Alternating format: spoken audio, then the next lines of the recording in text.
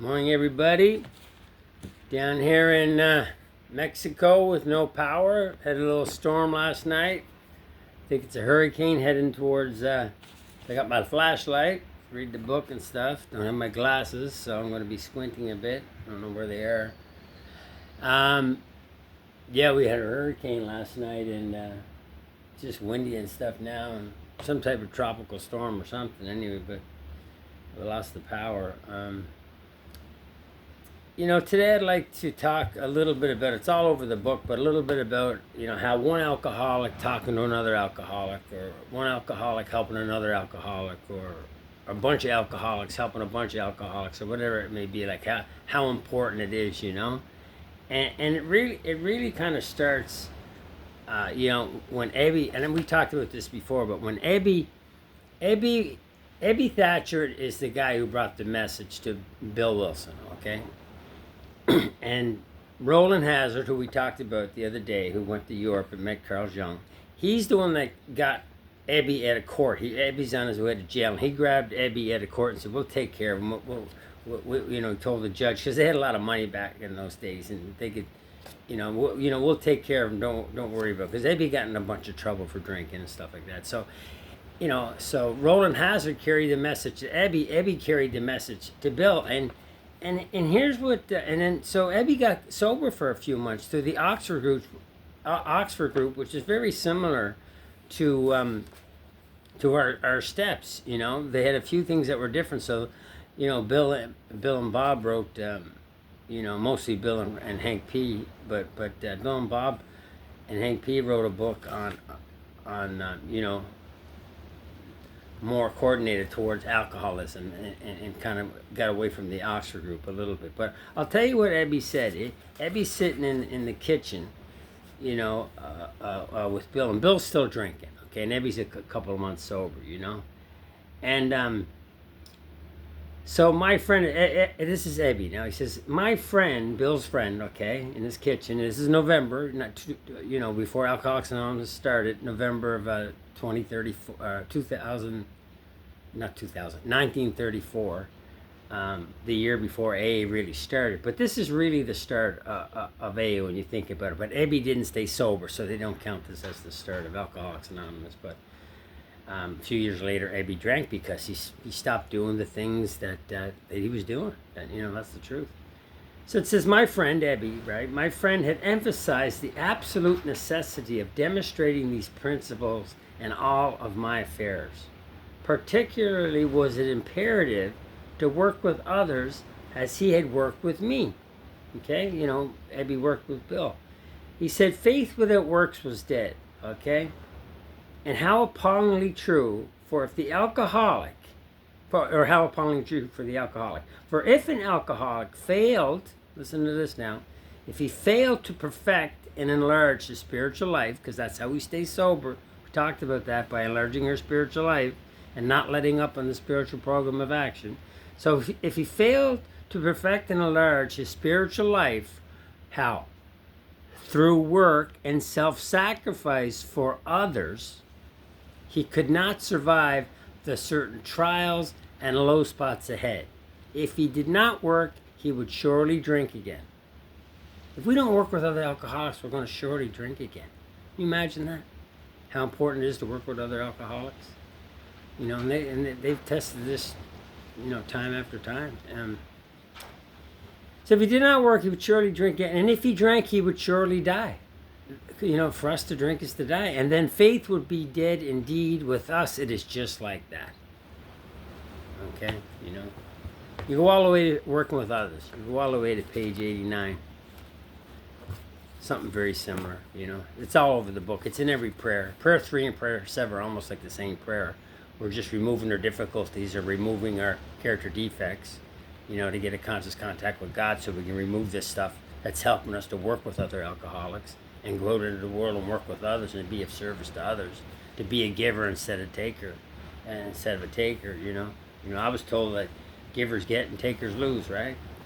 So chapter 7 are basically our last chapter of our working text, step 12. It says, practical experience shows that nothing will so much ensure immunity from drinking as intensive work with other alcoholics. It works when other activities fail. This is our 12th suggestion. Carry this message, the message that's in this book, the 12 steps of Alcoholics Anonymous. Carry this message to other alcoholics. You can help when no one else can. You can secure their confidence when others fail. Remember, they are very ill. We can help where nobody else can. What they mean by that is going back to highly competent psychiatrists and doctors and family members. They somehow can't help another alcoholic. Only an alcoholic can help another alcoholic. Only an alcoholic who relates, who really knows how the other guy drank, how he's feeling, what he's going through. Only an alcoholic can get another alcoholic to open up and be honest. Psychiatrists couldn't do that. Remember I told you I couldn't even get honest with a psychiatrist on how much I drank, so he diagnosed me as bipolar, that type of thing. But when I started listening to another alcoholic and how he drank, and he told me his story, he didn't tell me what to do. He told me his story and how he drank and how he got sober, And I was like, he didn't tell me what to do. I thought everybody here was a bunch of do-gooders. Do this, do that, right? He was telling me what he did, and that intrigued me. That brought me in. That gave me some hope, So the power in one alcoholic helping another is the real magic in Alcoholics Anonymous, and almost all of the work that we do. And we talked about the step 10.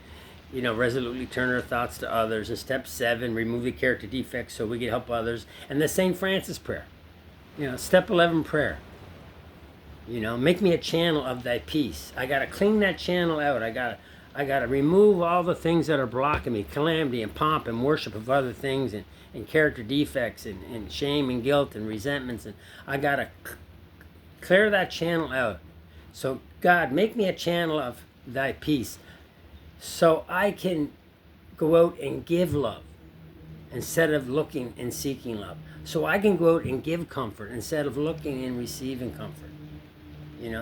So I can be compassionate. So I can understand instead of looking for understanding.